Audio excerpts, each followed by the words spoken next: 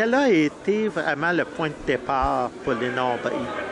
Le point de départ, en fait, c'était une envie de collaborer ensemble parce qu'on est un couple dans la vie. On a toujours rêvé de faire de la BD ensemble. Et puis, on a proposé les premières planches de la BD à Safarir, qui a accepté le projet. Puis on faisait comme ça une planche par mois.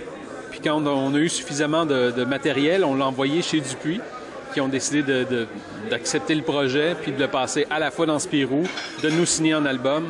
Donc, ça a démarré très vite.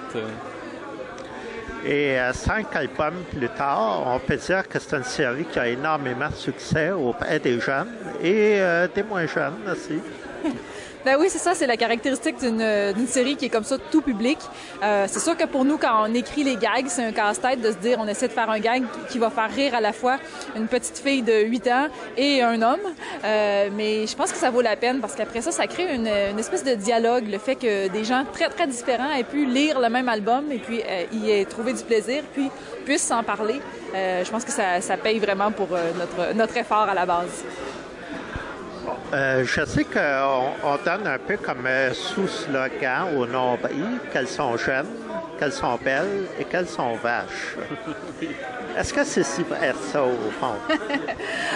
Je pense que c'est vrai, surtout de la base de la série, parce que on est vraiment parti du titre quand on a créé les nombris, donc vraiment de faire des personnages qui sont nombrilistes, qui pensent que à elles-mêmes, donc qui étaient effectivement vaches, parce que quand tu penses qu'à toi-même, il y a pas de filtre qui fait que tu altères tes paroles pour les rendre moins méchantes ou pour qu'elles fassent moins de mal autour. Donc c'est un peu ce qui est à la base de la série. Je dirais que plus la série avance, plus on développe la personnalité des personnages. Et puis maintenant, ça va plus loin que ça. Il y a vraiment une profondeur à leur personnalité à laquelle on se serait, je pense, même pas attendu nous-mêmes. Pas du tout. Je pense que c'est un des plaisirs aussi de la création, c'est de se renouveler, de se mettre en danger. Puis de se retrouver un peu devant une espèce de défi quand tu fais évoluer des personnages, tu sais pas nécessairement, toi, en tant qu'auteur, comment tu vas réussir à les faire parler, à les faire rebondir, et puis comment le lectorat aussi va réagir à ça. Donc, c'est à la fois un défi, mais en même temps un plaisir, puis je pense que c'est comme ça qu'on peut se renouveler. Une des évolutions que j'ai le plus remarqué, ça a été celle de Karine. Il est passé de moche, si on peut dire, à pas si moche que ça. Pas du tout. Est-ce qu'il y a d'autres surprises comme ça qui nous attendent au fil des aventures des nombris? Ah oui, tout à fait. Il y a des événements qu'on veut faire arriver, des grandes lignes pour chacun des personnages. Par exemple, le changement de Karine en était un.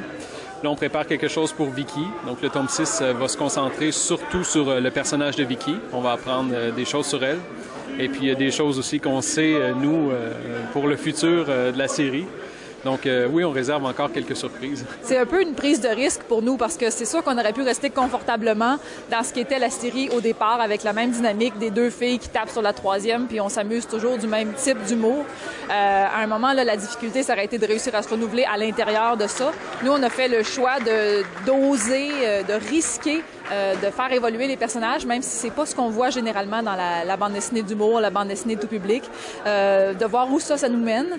C'était un risque parce que à la base, on savait pas non plus comment on allait rebondir là-dessus puis arriver à remonter une mécanique de gag, mais ça tourne bien, puis ça fait que pour nous, le plaisir est toujours renouvelé. On redécouvre les personnages, puis on avance, on progresse avec eux.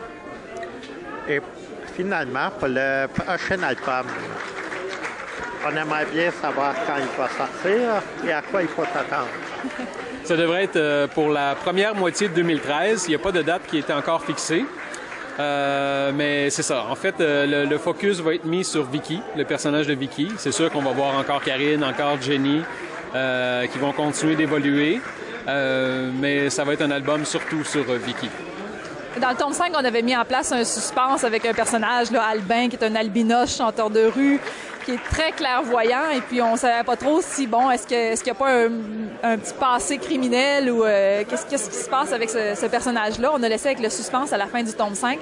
Dans le tome 6, on va dénouer tout ça, on va en savoir plus, on va savoir qu'est-ce qui se cache derrière tout ce mystère.